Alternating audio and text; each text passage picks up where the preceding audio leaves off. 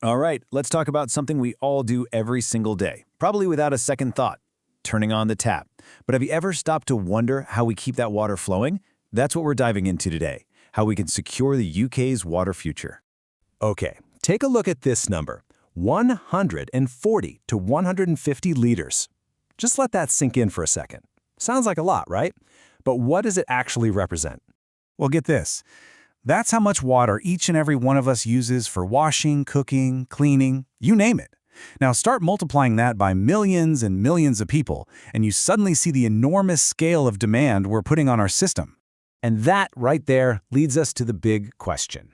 With climate change bringing these intense heat waves and putting a real squeeze on our resources, how on earth do we keep the water flowing? It's genuinely one of our biggest challenges. This brings us to what's kind of a paradox, really. The UK's water paradox. I mean, we all think of Britain as this rainy, green island, don't we? But the actual reality of our water supply? Oh, it's way, way more complicated than that.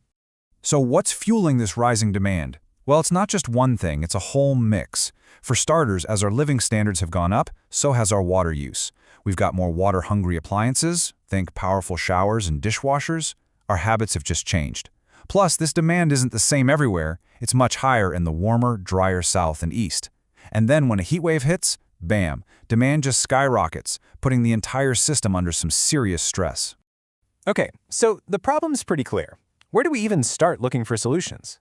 Well, one of the most powerful places is right where we live. Let's talk about designing for efficiency. This is where things get really clever. Modern design can literally build water-saving features right into our houses. We're talking about things like low-flow taps and dual-flush toilets that cut waste without you even noticing. Choosing hyper-efficient appliances makes a huge difference. Some homes are even designed to collect rainwater for the garden or have permeable driveways that help recharge the groundwater. It's all about smart design from the get-go. But look, individual homes are just one part of the picture. To really move the needle, we have to think bigger. We need to look at the role of large-scale technology in making every drop count. A key concept here is gray water. Now, this isn't sewage, it's the used water from our showers, sinks, and laundry. It's actually pretty clean, and with some basic treatment, it's perfectly good for things like flushing toilets or watering plants, which dramatically reduces our need for fresh, treated drinking water. So how do we create more usable water? There are basically two big technological paths. On one side, you've got desalination, turning seawater into fresh water. The huge advantage? It's completely drought-proof.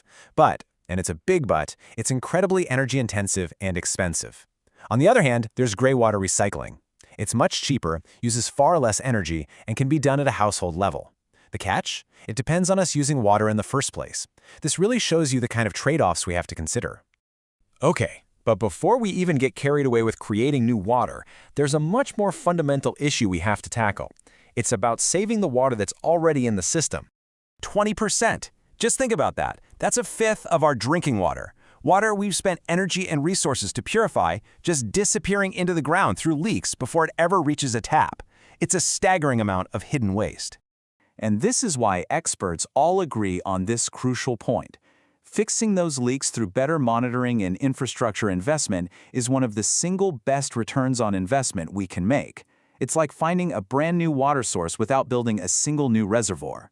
So we have smart homes, large-scale recycling, and better pipes? But what if the most powerful tool we have isn't technology at all? This brings us to the final and perhaps most important piece of the puzzle, the power of habit. It's all about what you and I do every single day.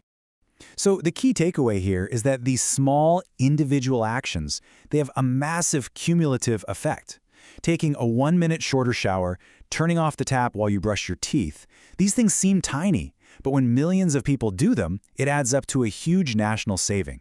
And things like water meters are fantastic because they make us aware of exactly how much we're using, which naturally encourages us to be more mindful. As we've seen, there is no single magic bullet to solve this. We can't just build our way out of it, and we can't just conserve our way out of it. It requires a combined strategy. It's everything all at once. Ultimately, securing our water supply is a team effort. It relies on innovative technology, well-maintained infrastructure, and the conscious daily habits of every single one of us. So the question to leave you with is, which part will you play?